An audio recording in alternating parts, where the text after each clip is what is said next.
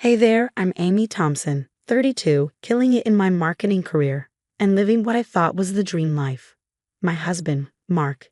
He's a lawyer, sharp as a whip, though often more married to his job than to me. We've got a cute little house in the suburbs, weekend barbecues, the whole 9 yards. Amy, can you watch Tommy this Saturday? I've got a hair appointment. My sister-in-law, Lisa, chirps over the phone. Of course, Lisa. You know I love spending time with the little guy. I reply, genuinely happy to help with her adorable, high-energy 5-year-old. Thanks, you're a lifesaver, she says. But there's something off in her tone, a hesitance I can't quite place. I brush it off, family's family, right? Saturday arrives, and Tommy's a whirlwind of energy. Aunt Amy, can we go to the park? Please, please, please. You bet, champ. Let's go tire you out, I laugh, ruffling his hair. We're at the park, and I'm pushing Tommy on the swings when across the street I spot Lisa. She's not at her hair appointment, she's window shopping, watching us with an expression so dark it sends a chill down my spine. If looks could kill. That night, I wait up for Mark. He finally trudges in, looking exhausted, barely glancing up from his phone. Hey, how was your day? I ask, hoping for a moment of connection. Busy, big case. Probably working all weekend, he mutters. I sigh, the familiar ache of loneliness creeping in. Mark, can we plan a date night soon? It feels like we hardly see each other anymore. He finally looks at me, but his gaze is distant. Sure. I'll check my schedule, he says, knowing full well he won't. The next day, we're at a family dinner, and Lisa's acting strangely, throwing me these odd glances. Finally, she pipes up, her voice syrupy sweet. So, Amy, how's that big project going at work? Must be nice to have so much freedom. I sense the barb behind her words. It's going well, thanks. How's the job hunt on your end? Lisa's smile tightens. Oh, it's tough finding something that works with Tommy's schedule. If you need any help with your resume or anything, just let me know, I offer, trying to stay friendly. Oh, I'm sure you'd love to help, she mutters under her breath, her voice laced with sarcasm. The tension at the table is thick, but Mark remains oblivious, focused on his food. As we're leaving, I overhear Lisa talking to Mark. I don't know how Amy does it all. Work, taking care of Tommy. I just hope she's not stretching herself too thin. Her words sting, but I bite my tongue. I'm just trying to be a good aunt, a good sister-in-law. Is that really so wrong? That night, lying in bed next to Mark's snoring form, I can't shake the uneasy feeling that something's shifting, that the life I thought was so solid is starting to crack. And deep down, I'm afraid of what I might find on the other side. Sunday dinner comes around again, and the air feels thick with unspoken tension. As I help Tommy cut his chicken, I feel Lisa's eyes boring into me. You're so good with him, Amy, Mark's mom says, smiling. I force a smile and catch Lisa's eye roll. Thanks, I love spending time with him. Oh, I bet you do, Lisa snaps, her voice dripping with sarcasm. Mark looks up from his plate, frowning. What's that supposed to mean, Lisa? Lisa shoves her chair back, standing abruptly. It means I can't take this anymore. I won't let you hurt my son. The room falls silent, my heart pounding in my chest. Lisa, what are you talking about? Don't play dumb, Amy. I've seen the bruises. Tommy told me everything. She pulls Tommy close, shielding him. Tommy's eyes go wide, darting between us. Mommy? It's okay, baby. You don't have to be scared anymore. Lisa coos, her gaze fierce as she glares at me. I stand, my legs shaking. Lisa, this is insane. I would never hurt Tommy, never. Mark's voice slices through the chaos. Amy, is this true? I turn to him desperate. Of course not. How could you even ask that? Lisa spits. I've seen it myself, the way you grab him, how rough you are. It's abuse, plain and simple. That's a lie. I shout, my composure unraveling. Mark, you know me. You know I would never? Mark's face hardened, and his next words hit me like a physical blow. I think you should leave, Amy. What? Mark, no, you can't possibly believe this, I gasped, looking around the room, desperate for anyone to stand up for me. I said leave. Mark roared, slamming his fist on the table. Tommy burst into tears, clinging to Lisa as she whispered soothing words, casting a look of smug triumph in my direction. I'm sorry, Aunt Amy, Tommy sobbed. Oh, Tommy, sweetie, it's okay. You didn't do anything wrong. I tried to reassure him, my voice breaking. But all around me, I saw only judgment and disgust. Faces of people who just moments ago had been my family. Emmy, Mark's dad said, stepping between us. I think it's best if you go. We need to sort this out. Sort what out? There's nothing to sort. I pleaded, desperate. But the only response was Lisa's smug smirk. I always knew there was something off about you, she sneered. Shut up, Lisa, I snapped, instantly regretting it as Tommy flinched. That was the last straw. Mark grabbed my arm, yanking me toward the door. That's enough. Get your things and go. Mark, please, I begged, tears streaming down my face. Don't do this. Let me explain. But his eyes were cold, foreign. There's nothing to explain. I want you out of our house. Now. In a daze, I packed a suitcase, my hands shaking so badly I could barely zip it closed.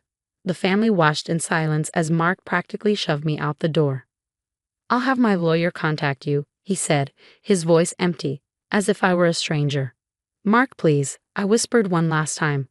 But he slammed the door in my face, leaving me alone on the porch, the reality of what had happened crashing over me. How had everything fallen apart so quickly? Where could I go? Who would believe me?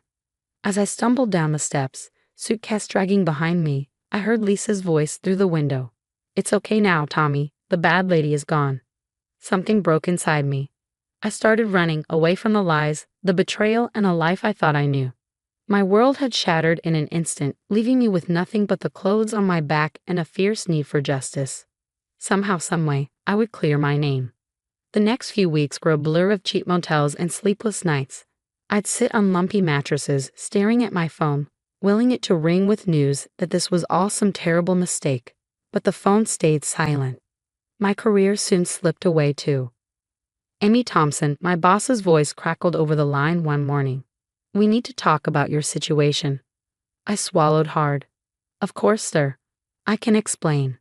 Save it. Just take some time off. Paid leave. We'll reassess in a month. He hung up before I could reply. That afternoon, desperate, I found myself in the dingy office of a private investigator named Jack. He sat across from me, eyebrow raised as I slid an envelope over the desk. Every cent of my savings inside. So, you want me to dig into your sister-in-law's past? He asked. I nodded, clinging to the sliver of hope that Lisa wasn't as perfect as she seemed. Days turned into weeks.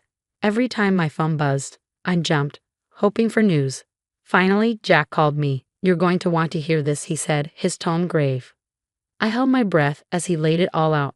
Lisa's history of manipulation, financial troubles, even a dropped fraud charge from years back. But the real kicker? I've been watching the family's business accounts. There's money missing, big chunks. Guess who has access? My blood ran cold. Lisa.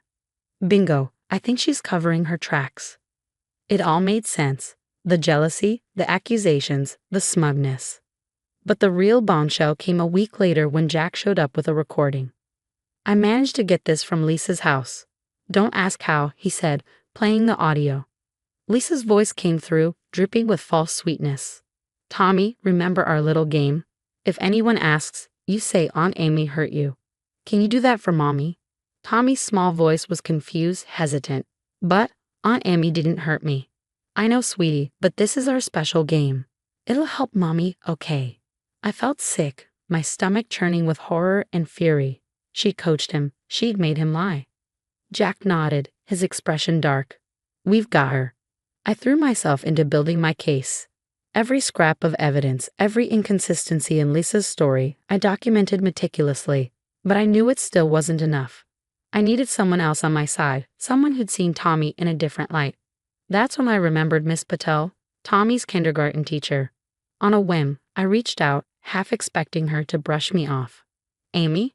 Miss Patel's voice was soft but wary. I've actually been a bit worried about Tommy. He seemed different lately. Withdrawn. Is everything okay? I took a deep breath and laid it all out. There was a long silence on the other end of the line. Then finally she replied, I believe you, Amy. Tommy's behavior. It makes sense now. How can I help? With Miss Patel's observations added to my growing file, I felt like I had a fighting chance. But confronting Lisa head-on would be reckless. I needed a plan. Late one night, in my tiny rented room, I spread out all the evidence, the financial records, the recording of her coaching Tommy, Miss Patel's statement. Piece by piece, a strategy began to form. "All right, Lisa," I muttered to myself, a mix of nerves and determination fueling me. "You want to play games? Let's play." I picked up my phone, my fingers trembling slightly as I dialed a number I never thought I'd call again. "Mark, it's me. We need to talk, and you're going to want to hear what I have to say." The day of the family meeting, my stomach twisted with anxiety. I had convinced Mark to gather everyone, telling him I wanted reconciliation. But as I entered the room, seeing their familiar faces with unfamiliar expressions of mistrust, my heart steeled itself. If only they knew. "Thank you all for coming," I began, my voice steadier than I felt. "I think it's time we cleared the air." Lisa crossed her arms, her lips curling into a smirk. "What's there to clear? We all know what you did." "Actually, Lisa, we're here to talk about what you did." I met her gaze unflinchingly, and the room fell silent. Piece by piece, I laid out the evidence. Financial records showed Lisa's embezzlement. Recordings exposed her coaching Tommy, while Miss Pato's statement spoke of Tommy's behavior changes. The room was so still, I could hear everyone's breath catching. "This is ridiculous," Lisa sputtered, but the panic in her eyes gave her away. Mark's face went pale as he turned to her. "Lisa," he said, voice tight, "is this true?" Before she could respond, Tommy, clutching his mother's arm, burst into tears. "I'm sorry, Daddy. Mommy told me to say Aunt Amy hurt me, but she didn't. It was a game. But I don't want to play anymore." Chaos erupted. Lisa lunged to grab Tommy, but Mark's parents restrained her, horrified by the truth unraveling before them. "How could you?" Mark's voice was barely a whisper, his face stricken as he stared at his sister. I turned to him, my voice cold. "How could I? Mark, you didn't even give me a chance to explain. You threw me out without a second thought." Mark reached for my hand, his expression twisted with regret. "Amy, I'm so sorry. I made a terrible mistake. Is there any way we can?" I pulled my hand back, shaking my head. "No, Mark. We can't. I've already filed for divorce." His face crumpled, but I felt nothing. The love I'd once had for him had died the moment he chose not to believe in me. In the weeks that followed, everything changed. Lisa faced charges of fraud and child manipulation. Mark? Last I heard, he was drowning in whiskey and regret, a shadow of the man I'd once thought I knew. As for me, I turned my pain into purpose. I started a support group for people who'd been falsely accused, who'd watched their lives torn apart by lies. Every week, I listened to stories like mine, offering the understanding I'd wish I'd had in my darkest moments. 1 year later, I stood on stage, accepting an award for my advocacy work. The applause washed over me, but all I could think of was how far I'd come. "Thank you," I said into the microphone, scanning the audience. "To everyone who's ever been falsely accused, whose world has been turned upside down by lies, this is for you. Our voices matter. Our truth matters." As I stepped off stage, my phone buzzed. It was a text from my boyfriend David. "Congrats, babe. Dinner to celebrate." I smiled, feeling truly happy for the first time in ages. The old Amy was gone, replaced by someone stronger, wiser, and unafraid to fight for herself. As I walked out into the cool night air, I thought of Tommy and hoped he'd heal in time. Maybe someday, when he was older, he'd understand what had happened. But now, I had my own life to live, a life I'd fought to reclaim. And nobody, not Mark, not Lisa, not anyone, would ever take that from me again. A cab pulled up, and I climbed in, the driver glancing at me in the rearview mirror. Where to miss? I grinned, savoring the freedom of choice. To the future, I said, knowing I truly meant it. If you were in Amy's shoes, would you have forgiven Mark for doubting you so quickly, or was his betrayal truly unforgivable?